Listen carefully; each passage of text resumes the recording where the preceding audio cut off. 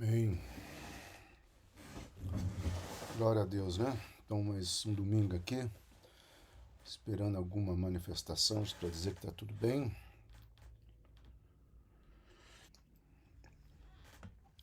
Amém, amados? Glória a Deus. Se puder já se manifestando aí. Bom dia, Thaís, bom dia. Então, tá jóia. Como é que tá o som, Thaís? Só para nós avançarmos aqui. Tudo bem, som ótimo. Então, amém. Vamos orar? Pai querido, mais uma vez nós nos apresentamos diante de Ti, Senhor, conhecedora da Tua graça e da Tua misericórdia, e por esse motivo nós sabemos, Senhor, que não somos destruídos nem aniquilados, nem colocados para fora da Tua presença, Senhor. Louvado seja o Teu nome pelo amor, pela graça, pelas Tuas renovações. Prepara o nosso coração agora para entendermos mais esta parábola, em nome de Jesus Cristo, Senhor. Amém. Amém, amados. Glória a Deus. Mais um estudo, né, das parábolas. Já estou pensando aqui, a hora que acabar aqui, né, das parábolas, o que nós vamos, o que Deus tem para nós. Estou pensando em bastante coisas aqui e orando para ver o que Deus quer. Mas avançando. Essa parábola também tem em Lucas, né, o grão de mostarda, o fermento, e eu acrescentei uma frase aqui, né, e o reino de Deus. Porque essa parábola, ela vai estar conectada diretamente num contexto, né, que nós estamos, que precisamos entender, porque às vezes nós saímos fora, pegamos só as parábolas e não entendemos o contexto. Aqui acabou de acontecer, o Tiago já falando sobre Apocalipse. O problema do Apocalipse, Tiago, são as informações geopolíticas, né? Nós poderíamos estudar, talvez, o livro de Apocalipse sem acrescentar muito a questão geopolítica, mas aí é uma questão. Vamos estar orando, tá? Vamos estar orando, né? Bom, avançando aqui. Então, assim, essa parábola acontece no contexto de uma das curas, talvez entre tantas, mas que deixaram os discípulos impressionados. Por que motivo essa cura impressionou mais? Talvez essa mulher fosse conhecida, enfim. Aqui, nesse momento dessa cura, eles começam a pensar assim, gente, talvez eles já estejam ou estivessem conversando entre eles, tá? Porque eles começam a dizer o seguinte, olha, esse aí é o reino de Deus. É o reino prometido, que Isaías falou, que Jeremias falou, que Davi falou. Aí Jesus se vê obrigado a dizer, não, vocês não estão entendendo ainda que é o reino. Tá? Então deixa eu colocar mais. Então é a nossa parábola, tá? Lucas mostra que Jesus continua a sua jornada para Jerusalém. Eu gosto muito de frisar isso, tá? Ele está em toda a região da Judéia, ele está ali em Cafarnaum, mas ele está com um objetivo agora, nesses últimos meses, vamos colocar assim, que é chegar em Jerusalém já ciente de que o tempo dele estava se cumprindo, tá? E continuava ensinando seus discípulos, curando, libertando o povo, e dialogava com as autoridades. É interessante que Jesus não nega esses debates teológicos que principalmente os rabinos, né, vinham contra ele. Em nenhum momento você vê ele se esquivando. Em alguns momentos ele dá respostas com pergunta, outros momentos ele dá um confronto, tá? Quando ele dá uma resposta bem teológica, né? Teocêntrica, onde ele coloca assim que eu e o Pai somos um. Né? Essa frase aí mata, né? Matou os teólogos da época, que nós chamamos de rabinos, tá? Mas ele não fugia desses diálogos, embora estivesse sempre querendo apanhar Jesus em algum deslize para poder acusá-lo, mesmo Jesus sabendo, tá? E aqui é importante que ele não confrontava, vocês estão querendo me derrubar, vocês estão querendo... Não, ele vai trabalhando, ó, mestre, qual é já que você é mestre, né? O rabino pergunta, né? Qual é o maior mandamento, né? Já que você é mestre, é lícito curar no sábado. Já que você é mestre, é lícito fazer isso e fazer aquilo outro. Então, essas pegadinhas que eles vão tentando fazer, Jesus vai respondendo calmamente. Há momentos que Jesus se estressa, sim, mas nós precisamos entender o contexto nele, né? Então, nessa caminhada com seus discípulos, e para reforçar ainda mais o seu ensino, Jesus contou essas parábolas. Então, essas duas parábolas aqui, gente, elas estão conectadas diretamente com uma questão que é levantada pelos discípulos. E a questão qual que é? Ué, então já estamos no seu reino? O reino messiânico já está sendo plantado? Porque a ideia dele, gente, nós precisamos entender assim, qual que é o livro mais conhecido, tá? Todo o Pentateuco é conhecido, mas no momento do ministério de Cristo, pelo menos nos 3 últimos anos, né, como eu já disse, expliquei, né, que eles não tinham como ter toda a Bíblia lá na sinagoga, então eles tinham como se fosse temática. Né? É que nem o projeto Caleb, nós estamos estudando as parábolas, as bem-aventuranças, nós já estudamos os profetas menores, tá? É por temática. Vamos supor que chegue alguém agora que queira estudar o projeto Caleb nesse momento, ele vai pegar as bem-aventuranças. Tá? Então, imagine todo esse material que era selecionado pelos rabinos. Então, o livro da vez, ou a matéria da vez, vamos colocar assim, tá? De uma forma mais didática, a matéria da vez era o livro de Isaías. E o livro de Isaías, por isso que Jesus lê pela primeira vez, né? O Espírito do Senhor está sobre a minha vida e eu vim para libertar os cativos, etc, etc, etc. Então, eles começam a conectar esses capítulos messiânicos da implantação do reino, da libertação, da cura, das libertações. Então, eles começam a dizer, mas pera, cara, você já pensou quantas pessoas foram curadas, quantas pessoas foram libertas? E especificamente nós não sabemos, eu repito, eu falei no começo, por que, que esse quadro dessa mulher, porque tem outros contextos, mas por que, que esse quadro eles começaram a questionar? E talvez já era um acúmulo, né, de, de informações, de questionamentos que já vinham acompanhando os discípulos. Ou seja, eles estavam atentos aos sinais. E aí eles começam esse tipo de questionamento entre eles. Então, depois de ver esse maravilhoso milagre de cura, lê o capítulo inteiro, eu falo, tá? Esse é o Salmo 106, tá, gente? O Salmo 106 está escrito em hebraico ali no fundo, é uma imagem junto com um rabino e uma espada que tem a ver com o Salmo 106, 103 e 106, mas é mais uma conexão do 106. O povo poderia ser tentado a pensar que o reino seria estabelecido imediatamente. Então, assim, é aquele momento que os discípulos, né, começam a dizer: Senhor, é chegada a hora. Então, isso aqui já é o reino. Aí Jesus fala: não, peraí, o reino do céu será semelhante. Aí ele conta a parábola, porque nós já vamos entrar. Então, o Senhor Jesus desiludiu-os por apresentar duas parábolas do reino de Deus que retratam o crescimento do reino. Então, Jesus é como se ele falasse: olha, isso aí são sinais. É o que eu coloco, gente, até o Tiago pediu o estudo em Apocalipse, o que eu coloco é as dificuldades que nós estamos vivendo. Não dá para você pegar as questões, né, momentâneas agora, geopolítica, e dizer, olha, já está aí. Nós precisamos ver isso como sinais. E os sinais estão muito fortes a cada dia. Nós precisamos saber peneirar entre aquilo que nós chamamos de lenda urbana. Tá? O que é lenda urbana? É uma mentira ou uma impressão que ela é massificada tanto, e as redes sociais permitem isso, que lá na frente elas se tornam verdade. Aí para você desconstruir isso é muito complicado, tá? É assim, é a mesma coisa de você pegar a lenda urbana, gente, surgiu de um estudo com um grupo de alunos de psicologia de Harvard. O professor combinou com um único aluno, tá? E dizer assim, olha, você vai começar a falar mal daquele outro aluno e você vai dizer que ele é pedófilo, que ele que ele violenta meninas. E aí a coisa vai crescendo, todo mundo começa a tratar a pessoa mal. E aí chega um ponto que, olha só, que uma menina acusa ele, tá? E sendo que eles nem estiveram juntos. Então, por que eu construí toda essa história? Ali se tornou uma lenda que se tornou verdade.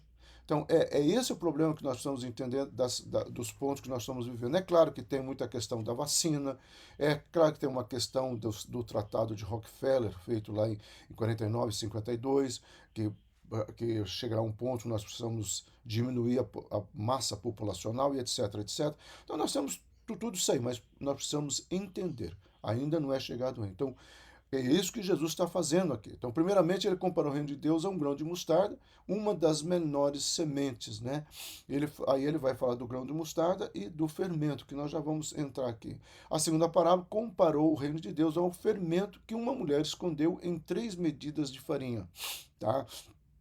Ou seja, uma quantidade pequena de fermento sobre uma quantidade maior de farinha, e toda aquela farinha é influenciada pelo fermento. Então ele vai fazer essas duas comparações aí como sendo a questão do reino de Deus, tá? Então nós dividimos aqui em duas cenas, tá? Porque são duas parábolas. Cena um vai ser a semente, a cena 2 vai ser o fermento, tá? Então avançando aqui na cena um, tá? Esse Erasmo de Roterdã diz o seguinte: o grão desprezado de mostarda cresce bastante, né? Ele referindo sobre essa parábola, uma frase que ele resolve colocar ali, tá? Portanto, ele disse, eu peguei o versículo 18 aqui, gente, porque é muito importante. Eu até coloco aqui, ó. Aqui se assemelha ao reino de Deus e aqui a compararei, que é a pergunta que ele coloca no reino de lá no versículo 18. Assim, portanto, o que vocês acham que eu devo fazer comparação? Como que eu posso explicar para vocês? É interessante que Jesus, antes de fazer a explicação didática, né, ele trabalha uma coisa que nós costumamos chamar da dialética pedagógica, né? Ele lança uma pergunta para depois ele mesmo trazer a resposta. Então, como a própria frase indica, portanto, ele disse isso, nos mostra uma compaixão, uma conexão, desculpa, entre a sessão imediatamente precedente, que foi a cura da mulher, tá? E o reino de Deus. Então, a cura da mulher, ele vai fazer a conexão com o reino de Deus. Olha, vocês estão nessa explicação, deixa eu explicar. A isso poderia acrescentar que a mulher curada não era a única que glorificava a Deus, mas todo o povo se regozijava pelas obras gloriosas que Jesus estava fazendo. Aí é o capítulo 13 de Lucas que nós estamos estudando. Tá? E isso levava o Sinédrio a questionar a pessoa de Jesus. Tanto o Sinédrio questionava a pessoa de Jesus, tá? Como o grupo, vamos colocar assim, o povão, que também questionava. Claro que dentro do Sinédrio tinham pessoas curiosas que queriam ver através das escrituras se de repente esses não eram sinais característicos do Messias. Tanto é que algumas pessoas, e nós temos a história de Nicodemos, né, que vai procurar Jesus, ele fazia parte do Sinédrio, ele fazia parte aí desses escribas que estudavam e pesquisavam as escrituras. Ele vai saber sobre esse novo nascimento. E você vai ter também outros personagens ao longo da história. Flávio Joséfo fala que muitos rabinos procuraram Jesus, entenderam a questão messiânica, mas por uma questão de posição, por uma questão de status e até um medo da perseguição, eles se calaram. Tá, mas eles compreenderam que Jesus era o Messias. Dá para entender dentro de um contexto de perseguição, de anulação, é complicado. Os discípulos, talvez por terem vivenciado mais próximos de Jesus, eles tiveram uma capacitação maior, tanto é que importa, eles diante, né, Atos lá, eles vão dizer, olha, importa a obedecer a Deus do que obedecer aos homens, tá? Por isso que nessa parábola do grão de mostarda, Jesus destacou o pequeno começo do reino de Deus sobre o seu ministério que não era entendido e era rejeitado. Então ele deixa claro que os rabinos, ao estudar, tá, sobre os sinais proféticos e fazer uma análise com sinais escatológicos, eles não aceitaram Jesus. Porque na realidade, gente, o que eles queriam? Que o Messias chegasse e procurasse Caifás, procurasse os rabinos e abraçasse, olha, vocês são os detentores da palavra do meu pai. A expressão pai talvez eles não fossem entender muito, tá? Porque eles esperavam o próprio Deus, um reencarnado, eles não entendiam muito ainda sobre essa questão do verbo se fazendo carne, tá? Mas mesmo assim que eles entendessem, mesmo assim que eles compreendessem, mesmo assim que eles percebessem os sinais, o que eles queriam é Jesus do lado deles. E Jesus não ficou do lado deles, Jesus ficou do lado dos pecadores, dos oprimidos. Ou seja, em vez de ficar do lado da religião, Jesus ficou do lado do religare, tá? A verdadeira perspectiva da religiosidade ou da religião, que é religar ou reconectar o homem a Deus. Tá? Mas proclamou Jesus a sua consumação gloriosa no futuro, da mesma forma que o pequeno grão de mostarda aparenta nunca atingir robustez. Ele vai dizer: o reino de Deus na terra, principalmente no início, pode parecer insignificante. A pequena história é classificada como uma profecia, que é o que aconteceu, né? O reino de Deus começa lá em Atos dos Apóstolos, podemos colocar assim, ou começa no ministério de Jesus. Eu tenho um lugar aqui que eu vou colocar, né? Para mim, o reino de Deus começou na manjedoura, tá? No nascimento. As profecias, as palavras sobre o reino de Deus, ok, começa lá em Gênesis, capítulo 3. Tá? E quando ele fala que Deus fala, um pisará e esmagará a cabeça da serpente. Então, ok. As profecias do reino de Deus começam lá em Gênesis capítulo 3. A questão, a questão da personificação, desculpa, do reino de Deus acontece na manjedoura. Tá? Então, de lá para cá, nós temos esse começo pequeno, mas que se torna grande. Então, o reino de Deus na terra, principalmente no início, pode parecer insignificante. Por isso que essa pequena parábola é classificada como uma profecia, ou seja, como algo que vai estar trazendo. Então, o reino de Deus chegou como um bebê deitado em uma manjedoura. Jesus nasceu em uma família pobre, numa cidade pobre, e cresceu como um filho de um carpinteiro pobre. Mas todo esse crescimento, né, teve essa questão de 40 anos depois da morte de Cristo, o evangelho tinha chegado a todos os grandes centros do mundo romano e também a muitos lugares afastados. Ou seja, 40 anos após a morte de Cristo, você vai ter toda essa questão acontecendo, como é a questão profética. Então, o cristianismo, em seu início, era uma religião que parecia tão frágil, desamparado, sem poder, que não sobreviveria. Seu fundador era alguém pobre nesse mundo e terminou sua vida morrendo como malfeitor em uma cruz. O que faz Paulo perseguir aquele grupo de lunáticos, tá?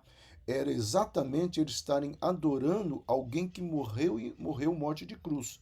O que a gente precisa entender é o seguinte, que essa questão na cultura judaica, o morrer morte de cruz, é a maldição, uma pessoa amaldiçoada. Mas o próprio Isaías já tinha falado isso, que perante os homens eles seriam vistos como amaldiçoado, mas ele seria aquele que iria quebrar os grilhões, né? Abrir as cadeias, né? E libertar os oprimidos. A grande verdade, amados, é que nem nos dias atuais as pessoas não querem ver. Paulo fala da cauterização da mente dos últimos dias, dá a entender uma cegueira espiritual dos últimos dias, e é o que nós estamos vendo. As pessoas não querem perceber, as pessoas não querem ver. Por isso que o nosso papel é sempre apontar e mostrar o reino, e o Espírito Santo vai estar trabalhando. Então, seus primeiros seguidores eram um pequeno grupo cujo número provavelmente não passava de 1000 quando nosso Senhor deixou o mundo. Nós precisamos entender que quando Jesus sobe aos céus, né, você vai ter aproximadamente, segundo a contagem de Flávio José, 500 pessoas, que era um grupo muito grande, tá, gente? Tá? Para seguidores. A, os carpinteiros eram considerados profissões importantes. Isa, ter uma profissão importante é uma coisa, ser rico é outra. Segundo, a necessidade da família de Jesus está muito claro nos livros históricos, tá? Então, não necessariamente, e a região que ele era também. Pode vir alguma coisa boa daquela região, era a questão até de você não escolher nenhum profissional daquela época. Essa história de que Jesus era de uma família rica porque era de carpinteiro é a questão da teologia da prosperidade. Inclusive, a teologia da prosperidade fala que a riqueza de Jesus era tão grande que quando os soldados tentaram disputar a túnica de Jesus, é por causa do valor monetário que ela representava. Tá, mas só que aquela túnica não foi comprada pela família de Jesus, caso ela tenha algum tipo de representação. Tá? Eu nem sei por que, que eles tentaram ficar com a túnica de Jesus. Né? Eu tinha um professor de exegeta, falava assim que se a gente não entender o que é túnica, nós vamos achar que Jesus era casado com a túnica. Então eles disputaram para ver quem ficaria com a mulher de Jesus, com a túnica de Jesus, tá? É uma brincadeira, mas não é verdade isso aí não, tá, Isa? Eu já li sobre isso, já pesquisei sobre isso, não é um fato importante não. A profissão de carpinteiro, sim, era uma profissão muito requisitada, mas a questão de cadeiras e mesa não era tão usada. O que era mais usado era o pessoal que trabalhava com argamassa, né, com barro, aquelas casas de barro batido. Então essa aí já era de uma questão maior, ok? Avançamos um pouco mais aqui. Então, Cristo crucificado era uma pedra de tropeço para os judeus e tolice para os gentios.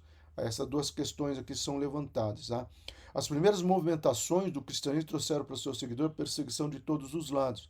Você vai ter na época do imperador Dominiciano, chegando aos ouvidos dele de que esse grupo de cristãos eles eram carnívoros, né?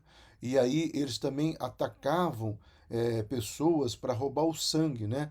E eles bebiam sangue e comiam o corpo, né? Que era a frase, né? Bebei do meu sangue e comei desse meu corpo, né? Que é uma representação da ceia. Então há muitas idiotices que se falavam. Outra questão, como eles se refugiaram nas catacumbas, ou seja, em lugares que as pessoas não iriam persegui-lo, vamos colocar no contexto atual, eles se refugiavam nos cemitérios. Aí eles falavam que esse grupo adorava os mortos, né? Então, assim, toda gama de mentira contra o cristianismo tentaram, mas o cristianismo era um jardim, né, nas mãos de Deus, era um Éden no mundo contaminado, e o Senhor protege e a igreja começa a tomar formato a partir de Atos dos Apóstolos. Então, fariseus, saduceus, judeus e gentios, idólatras que não conheciam a Deus, e filósofos presunçosos, todos concordaram em odiar e se opor ao cristianismo. Gente, se tem vamos colocar assim, um segmento da sociedade, tá, que foi perseguido, que foi tentar anular, desclassificar, desmistificar, levantar todo tipo de mentiras possíveis, é o cristianismo. Tá? O islamismo não foi perseguido, gente, como o cristianismo foi perseguido. Tá? Entendam isso, não foi perseguido. O Islã não sofreu a perseguição. Você não tem na história do Islã seguidores dele sendo mortos, jogados aos leões, queimados vivos, livros do Islã sendo destruídos. Você não tem. Procure isso, mas o cristianismo você tem. Então, a tentativa de desconstruir, anular o cristianismo foi muito grande. Tá? Era uma seita contra a qual se falava em todos os lugares. Eles classificavam como uma seita, tá? Então, assim, é isso que nós precisamos entender. Apesar da perseguição, da oposição, da violência, o cristianismo se propagou gradualmente e cresceu. Ano após ano, seus seguidores tornaram-se numerosos, tá? Ano após ano, a idolatria descrescia diante do cristianismo. Cidade após cidade, país após país, todos recebiam a nova fé. Quando você vai estudar um livro que infelizmente nós não estudamos mais, a avó Suzy amava, né? Nós, de vez em quando nós comentamos sobre esse livro, é Heróis e Mártires da Fé. É um clássico da literatura cristã. Tá? E os heróis e mártires da fé, eles começam desde lá, de Policarpo, né? Começa com Estevão, depois vai para Policarpo, né? Da igreja de Esmirna, e ele vai traçando até o ano de 1900, na era moderna, vamos colocar assim, vários ícones do cristianismo que morreram, que foram heróis, que foram perseguidos. A biografia, né, dos primeiros missionários, Guilherme Kerr, Hudson Taylor. E Hudson Taylor, o que ele sofre na China, gente, é uma coisa impressionante.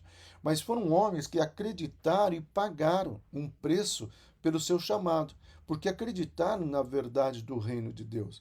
E eu repito, você não tem isso contra o hinduísmo, o espiritismo, o islamismo, tá? Você não tem essa perseguição contra essas outras religiões ou seitas.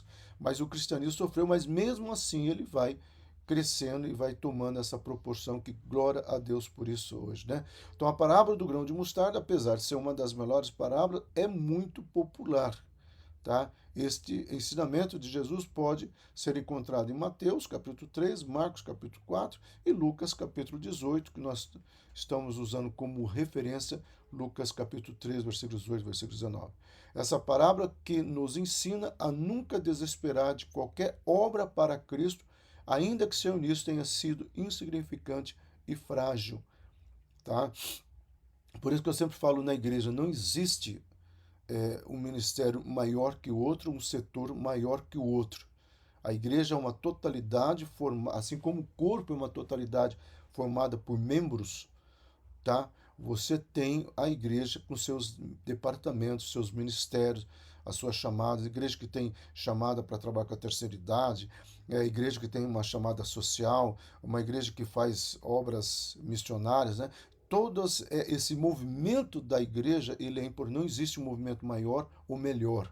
Ah, o louvor é mais importante, a palavra é mais importante, os jovens são mais importantes, os casais são mais importantes, o ministério infantil é mais importante. Não, fazemos parte de um corpo. Todos eles precisam de atenção e, como a igreja, no caso da Monte Hebron, não é ainda, né, vamos colocar assim, uma igreja supermilionária, nós vamos canalizando segundo as ofertas e abençoando os ministérios e departamentos. Mas nós, eu principalmente como pastor, eu falo isso para os meus alunos, com você pastores, nunca fragmente a igreja, sempre vê como uma questão holística, porque é assim, tá? Então devemos crer que um homem que tem a semente da verdade de Deus ao seu lado, tal como Lutero, Knox, ou alguém fala Knox, né? Mas Knox pôde transformar uma nação. Foram homens que mudaram a nação. Lutero mudou a história do cristianismo, né? Nós sabemos toda a história. Knox foi um dos grandes, junto com Zwinglio, né, um dos grandes pregadores do evangelho, depois Jonathan Edwards. E foram homens que pregaram mensagem dura, gente. O sermão que Jonathan Edwards pregou, e eu e Anjo tivemos a oportunidade de ver aonde ele pregou lá em Boston, tá? Tem ainda numa sala com vidro, né, a prova de bala, aquela coisa toda, todas as muletas, cadeiras de rodas que as pessoas eram curadas. Mas a mensagem que ele pregou ali não foi uma mensagem de Deus vai te curar, Deus vai te abençoar. É pessoas pecadoras nas mãos de um Deus irado com o pecado, né? E é uma mensagem dura, gente. Ele fala sobre, olha, vocês só estão olhando para o amor de Deus, vocês estão esquecendo da ira de Deus contra o pecado. E é uma mensagem que tem na internet, tem no YouTube essa mensagem, tá? Ficou famosa porque enquanto os pregadores estavam passando a mão na cabeça das pessoas, ele vem e arrebenta com tudo, tá? Então, se Deus estiver com ele, ninguém será contra ele, na questão da pessoa que tem o reino como valor e como padrão. Apesar do esforço de homens e de demônios, a semente que ele está plantando crescerá e se tornará uma grande árvore. E aí vem a história dos grandes missionários, né? Que eu tentei colocar nessa imagem que, diante dos homens, remaram contra a maré, né, mas foram bem-sucedidos porque acreditavam no seu chamado. Então, essa parábola também pode ser interpretada como sendo uma referência a Israel, também, com certeza. Alguns escatologistas vão colocar a parábola da mostarda e a parábola da semente como uma referência específica a Israel, segundo aquilo que Paulo mesmo teve esse entendimento, que nós podemos, gente. Quando eu dou exegese hermenêutica bíblica, eu falo para os meus alunos o seguinte, olha, a Bíblia ela tem que ser estudada dentro de uma visão quântica, né? Você tem o passado, aonde ela foi aplicada, quando ela foi ensinada, quando ela foi falada, tá? Paulo escreveu nas cartas, passado. Tem o presente, que significa para nós hoje, qual é o conteúdo daquela palavra para nós, e tem o futuro, o que, que essa palavra se refere ao futuro. Então, essas três dimensões, nós precisamos interpretar, né, exegese e hermenêutica, a palavra de Deus. Então, quando você pega essa palavra, você pode aplicar para Israel com toda certeza. Então, Jesus sempre pregou que, embora o reino de Deus fizesse exigências de arrependimento e fé, a mensagem do reino tirava o faro das costas das pessoas. É interessante que era e por isso que ele vai falar da água viva, né? Que ele era um refrigério, um copo de água. E para quem sabe o que é o deserto ou o calor, né, que às vezes acontece ali nas regiões da Judéia, você sabe quanto que quem já esteve, quem já viu, quem já leu, ou mesmo quem já esteve diante de um lugar quente, uma temporada de calor, sabe quanto que uma água fresquinha ela é saudável, né? E o próprio Jesus ele fala, olha, o meu reino ele precisa de entrega. Você não pode pegar no arado e olhar para trás, que é uma das parábolas que ele vai contar também, tá? E ele vai falar sobre o compromisso ou o comprometimento e o posicionamento com o reino. Mas ao mesmo tempo ele vai falar que o meu fardo é leve e suave. Entendeu? Então a pessoa tem um primeiro momento, uma postura de dizer eu quero e eu vou pagar um preço, e no segundo momento você tem o refrigério da parte do Senhor. Então a planta resultante da semente de mostarda cresce constantemente até se tornar tão alta como uma árvore. Tá? E aí você tem uma planta, né? Eu tentei achar uma imagem, mas uma planta, apesar, eu queria ter achado uma planta frutífera, né? Mas com pássaro. Então eu achei uma planta meio seca, mas tem pássaro plantada na palavra, que é a proposta dessa semente, né? Ou dessa parábola que o Senhor Jesus está nos contando. Então, aprendamos com essa parábola a jamais desprezar o dia dos humildes começos. Né? E eu coloquei aqui, fiz questão, viu, Isa, de achar uma foto de uma criança estudando a Bíblia, pós-moderna, agora com computador, né? Então, uma criança diante da Bíblia que é um grande começo. Aquilo que eu falo sempre, eu não oro aquilo lá simplesmente por orar, eu creio no que eu oro, tá? Nós estamos semeando na próxima geração, né? Então a alma precisa engatinhar antes de poder andar e andar antes de ser capaz de correr. Então esse processo que é a proposta didática que Jesus estava trazendo. E olha, gente, se você for olhar para isso, tá? Olhar para essa questão quando Jesus começa a explicar o reino, é fantástico. Tá? É a Clarinha estudando. É provavelmente, viu, Nancy? Porque com essa tecnologia computológica, né? Eu realmente, quando eu vi o cabelo comprido, falei, ah, se a Clarinha tiver assim, né? Mas amém. Então, assim, esse é o processo do reino de Deus. E aí é o avanço do reino de Deus, tá? Se vemos qualquer dos sintomas da graça começando a se manifestar em algum irmão, embora o sintoma seja fraco, agradeçamos a Deus e tenhamos esperança. Tá? Por isso que Paulo, quando ele vai escrever a carta aos Gálatas, ele vai escrever assim, ele vai usar uma palavra no grego, e eu dou aula de grego, e eu gosto muito de estudar a etimologia das palavras. E eu falo o seguinte, olha, nesse contexto, a palavra ergenomai significa algo que a igreja deixou para trás. Porque a igreja de hoje ela está preocupada com a estética, a igreja hoje está preocupada com o volume de pessoas, o pastor conhecido na cidade, a igreja mais significante na cidade, enquanto o reino de Deus está preocupado com a transformação de vidas. E a palavra ergenomai no grego significa algo transformado de dentro para fora. Tá? Então, quando amém, Isa, amém mesmo, Isa. O nosso trabalho, o trabalho do Ministério Infantil, o trabalho da sua pessoa no Ministério Infantil não é em vão. Deus está no controle de todas as coisas e Deus sabe de todas as coisas, né? Amém? Então, voltando aqui, qualquer manifestação é algo que está sendo processado de dentro para fora, tá? As aves, aí ele fala no final dessa primeira parábola, as aves aninham, né, nos seus ramos, frequentemente são símbolo das nações da terra. Aí você vai ter Ezequiel, você vai ter Daniel, que de fato fala sobre essas duas questões aqui. E de fato, depois da morte e ressurreição de Cristo, a igreja cresceu a partir do Pentecoste de forma exponencial. Ou seja, há um crescimento fantástico após Atos dos Apóstolos. E aqui, gente, é algo que eu estou lendo essa semana. Comecei a ler um livro. Eu leio vários ao mesmo tempo, mas um que eu chamo de livro para o Silas, né? E esse livro, Aprendei de mim que sou manso e humilde, que é o título do livro, o autor vai colocar algumas coisas que me fez pensar. E o autor coloca assim: às vezes nós pensamos que a obra do Espírito Santo, que é algo que eu prego sempre, gente, a obra do Espírito Santo é trazer dons, capacitação. Não.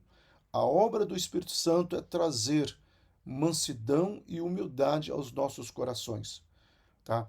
Porque a obra do Espírito Santo é nos fazer lembrar de todas as coisas, mas também nos fazer e nos ensinar a sermos igual a Ele.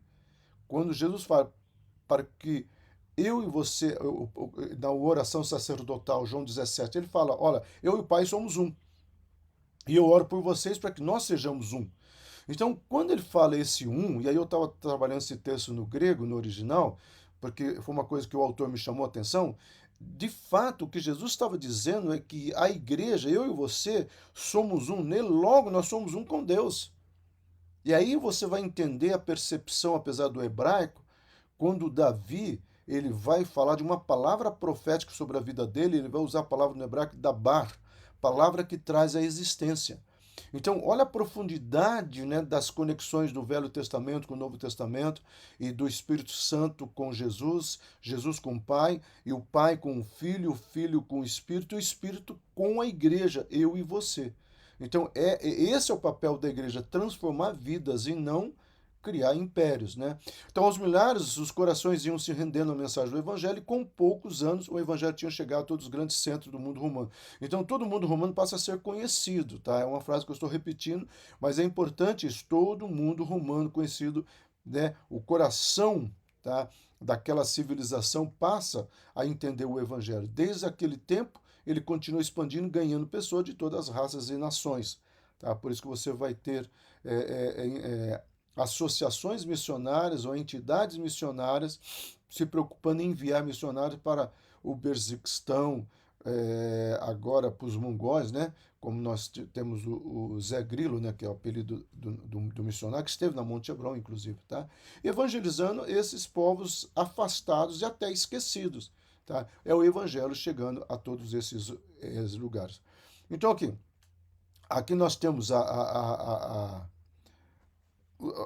segunda cena, né, que é, e aí eu gosto muito do Melanchthon, né, o fermento dos apóstolos leveda o mundo inteiro, tá? E aí é a palavra, ok? Outra vez, o versículo 20 e 21, eu faço questão de colocar aqui, outra vez. Aqui comparei o reino de Deus. Essa pergunta ele já tinha feito no versículo 18 de Lucas, capítulo 13. E ele, então ele responde, se assemelha, lá ele fala que se assemelha ao grão de mostarda, e aí ele responde de novo. Essa dialética pedagógica, didática de Jesus, gente, era muito usada por ele. Às vezes ele lançava a pergunta, ele respondia a pergunta e às vezes ele fazia esse confronto. Quando nós chegarmos, tá? E eu não vejo a hora de chegar na parábola mais conhecida da igreja, que é a parábola do filho pródigo, nós vamos ver que não tem como entender a parábola do filho pródigo sem entender as duas parábolas que está dentro do próprio capítulo 15 de Lucas, tá? Que é a da dracma perdida e da ovelha perdida. Tá? E nós vamos chegar lá, tá, gente? Então ele se assemelha ao fermento que uma mulher tomou e pôs em 3 medidas de farinha de trigo até que toda a porção tivesse crescido. Ou seja, o fermento se perde junto com a farinha, mas o fermento que dá o contexto para a farinha. É essa a perspectiva da igreja do reino de Deus, tá? Essa parábola do fermento tem como mesmo significado a parábola que a precede. A palavra fermento se refere a coisas ruins, como quando Cristo avisou seus discípulos a evitar o fermento dos fariseus e dos saduceus. Então, por que eu coloquei isso aqui? Vocês já vão ver no próximo slide. Mas é importante você entender que esse contexto da palavra fermento não tem a ver com a ilustração do fermento. Então, ele vai fazer uma diferença entre o fermento do reino e o fermento da religiosidade. Vamos tentar trazer uma didática mais atual, tá?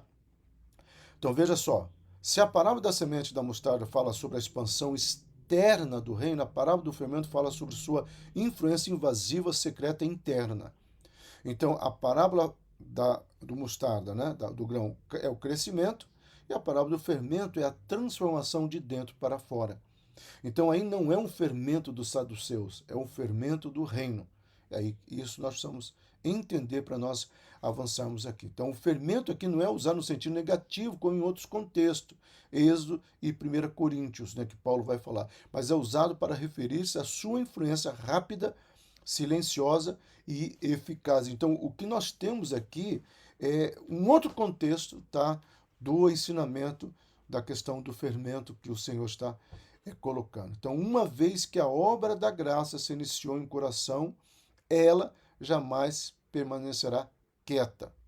Uma pessoa pode se afastar da comunhão por decepções e mágoas com a igreja, até talvez com pastores, mas o temor e a essência do evangelho nunca mais sairá dessa pessoa. Ah, quer dizer, uma vez salvo, sempre salvo? Não, a não ser que essa pessoa, por sã consciência, tome uma decisão de se afastar totalmente dos valores do reino de Deus. Aí é uma escolha.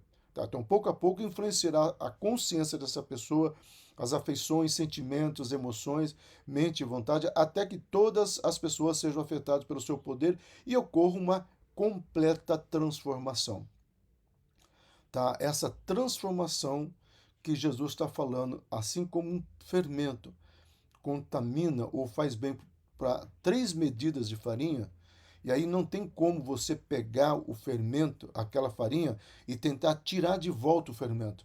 Ele já está no contexto daquela farinha. E é ele que vai dar o crescimento àquela farinha. É a mesma coisa, gente. Não tentar tirar o Espírito Santo.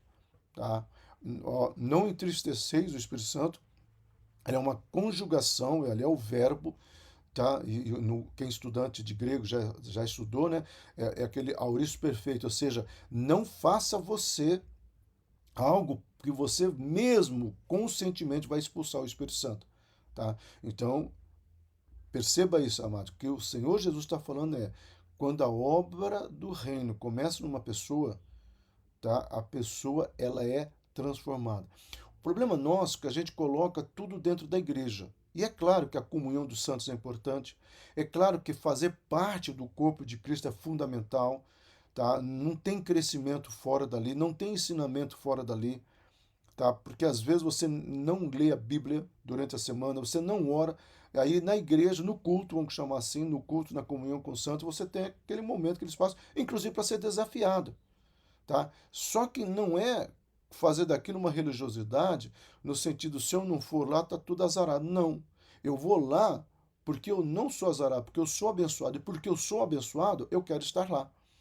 Tá? Então, nós precisamos entender essas questões e sermos chamados a atenção aqui. Tá? Então, às vezes, as primeiras manifestações da vida espiritual são muito pequenas, pode ser tão pequeno que, por algum tempo, são conhecidas somente por aqueles que as possuem, mas assim mesmo não as entende completamente. Tá? Eu já tive experiência de uma pessoa me perguntar, pastor, eu estou ficando mais fracote, mais bobão, que antigamente eu revidava, eu brigava, e hoje parece que. Eu falei, não, meu amado, você está sendo a semelhança de Cristo, você está tendo algo que é muito difícil as pessoas terem por si só, que é domínio próprio. Tá? Que é amor ao próximo, inclusive quando esse próximo é o teu inimigo. Tá? Isso é o reino de Deus na sua vida. Ele ficou olhando para mim assim, porque essa é uma verdade, amados. Então, a semelhança do fermento colocado na massa, a obra da graça não pode ser separada daquilo com que foi misturado. Aquilo que eu falei, aquele contexto que o reino de Deus está tão conectado na minha vida, na sua vida, que quando você se depara com uma situação, tá? Por mais que você não goste dela, ou quando você está diante de um quadro, você sai automaticamente, Deus te abençoe. Quantas vezes, né? Você termina essa situação lá e você fala, Deus te abençoe, já sai inconsciente. Por que não sai? Maldito seja, né? Que você quebra a perna, né? Desculpa, alguma questão forte assim. Por que não sai? Porque não tem como sair, porque abrimos a nossa boca, sai o que está dentro do coração, que é o reino. Então aqui, às vezes eu já me pego diante de algumas situações, falando, conversando com pessoa, terminando aquele assunto, olha, Deus te abençoe, viu? A pessoa até levanta o olho, amém. Alguns falam amém, outros não falam nada, né? Outros falam ok, tá? Mas assim, entendam bem, naquele contexto, não era lugar para dizer Deus te abençoe. Mas, ao mesmo tempo, em qualquer lugar, é contexto para dizer Deus te abençoe. Não sei se vocês entenderam esse dualismo dialético que eu montei aqui. Então, assim, é algo que está tão impregnado na nossa boca que a gente sai abençoando todo mundo, gente. É Deus te abençoe, é Deus te abençoe. Então, pouco a pouco, ela influenciará a consciência, as afeições, a mente, a vontade até que todo homem seja afetado por seu poder e ocorra uma completa conversão a Deus. Então, esse processo vai sendo transformado pouco a pouco, até que essa pessoa é totalmente inserida nesse contexto. Então, aquele que começou a boa obra a completará até o dia de Cristo Jesus. Entendeu? Então, uma boa obra que o Senhor começa na minha vida e na sua vida, né? Vai ser completado. Eu gosto muito desse versículo, principalmente que quando Paulo escreve isso, ele está preso. E Paulo estava com Timóteo tinha visitá-lo, Timóteo fala assim, ó, você está... Paulo fala assim, Timóteo, você está voltando lá para Galácia? Eu estou para a região da Ásia Menor? Então, nossa, então me faz um favor, me leva essa carta para a igreja de Filipos. Tá? E aí ele fala, gente, olha, é como se ele colocar no contexto, né, mais atual. Ele fala, gente, olha, eu estou aqui, mas eu quero que vocês nunca se esqueçam, tá? A boa obra que começou na vida de vocês, ela vai terminar sim. O Senhor vai completar. E aqui nós podemos pegar no profético, no existencial, né? No existencial é uma transformação de dentro para fora, no profético é as promessas que o Senhor tem para as nossas vidas. Enfim, Deus é fiel em cumprir. Paulo vai dizer isso, tá? Então os apóstolos eram como um pouco de fermento, pois foram tirados da Galiléia pela sabedoria de Deus e se tornaram capazes e receberam força suficiente para fermentar e temperar. Então eles conseguiram levar, né, como essa árvore está espalhando os livros ao vento, né, eles conseguiram levar o evangelho, né, para todos os lugares, né, a viagem, né, tanto é que o site que eu peguei, né, está até lá embaixo, Travel Books, né, livros viajantes, mais ou menos assim. Então é esse contexto que é colocado aqui, tá? Um grupo insignificante aos olhos dos homens, né, numa região remota, né, dentro do todo o Império Romano, eles são capazes de levar o evangelho para todos os lugares, inclusive chegando até nós nos dias atuais. Então foi pela influência do evangelho que as grandes causas sociais foram promovidas. Gente, essa semana discuti com uma pessoa lá que quis falar sobre o evangelho, porque ela veio com. E graças a Deus, pela misericórdia de Deus, os autores e livros que ela estava citando eu já tinha lido. E ela veio com um texto da Marilene Chauí, né, quando ela Marilene Chauí tem um livro que é a tese de doutorado dela sobre Spinoza, a levedura do ser, né, a nervura do ser, desculpa, tá? E aí ela começou a falar assim, eu falei, amado, só te falar uma coisa, isso aí é Mariana Chauí. Ela olhou para mim assim, você conhece esse livro? Eu conheço, isso é Mariana Chauí. Só deixa eu te dizer uma coisa, você só está podendo discutir comigo e impor as suas ideias por causa do Evangelho. Porque se não fosse o Evangelho, os países estariam debaixo de ditadores satânicos, maquiavélicos. Tá? Se não fosse por causa do Evangelho, não teria a libertação dos escravos. Tá? Que Wilberforce, aquele britânico que foi o primeiro a dar a canetada da libertação dos escravos, ele fez um jejum e oração quando ele foi conversar lá na corte britânica para levar uma proposta. Tá? Amei essa figura, amém, amém. Então, assim, e todas as questões de emancipação, tá? Harvard, Princeton, Oxford, grandes faculdades, só existem por causa do Evangelho. Porque uma das questões que Lutero falou sobre o Evangelho, que cada igreja, como eu tenho tentado fazer na Monte Abrão, que cada igreja se transformasse num lugar educacional. A igreja deveria ensinar. Então, ela ficou assustada assim, né? Eu estou preparando um módulo para o projeto Caleb, que vai ser da reforma. Até não falei com a Shang ainda, né? Consequências da reforma no meio social. Onde eu vou falar tudo que a reforma proporcionou, tá, ao meio social, inclusive a alfabetização de crianças, inclusive a ideia de pessoas específicas para ensinar. É o Evangelho que trouxe isso. Interessante que uma das primeiras coisas que Zwingli implanta no começo da igreja é o ministério infantil. Ele olha e fala assim, olha, essa geração já está contaminada, essa geração está muito complicada, então vamos pegar essa geração que ainda não está nula. Ele fala, inclusive Freud vai usar esse termo mais lá na frente, é uma página em branco, é uma página em branco, né? Amém? A libertação da escravidão, tá? Valorização das crianças, das mulheres, amparo, aqui eu já tinha escrito também, amparo aos idosos, tá? É a igreja que vai ter a ideia de asilo, é a igreja que vai trazer a ideia, a Monte Hebron, gente, tem sido bênção ali na região, tá? E ontem eu fiz 3 visitas, eu e a Ângela, nós quase não paramos em casa em função, e numa delas eu falei sobre um sonho, né, que eu tenho para Monte Hebron, que é pegar, treinar, a única coisa que não precisa de tatame é o karatê, e o karatê é disciplina.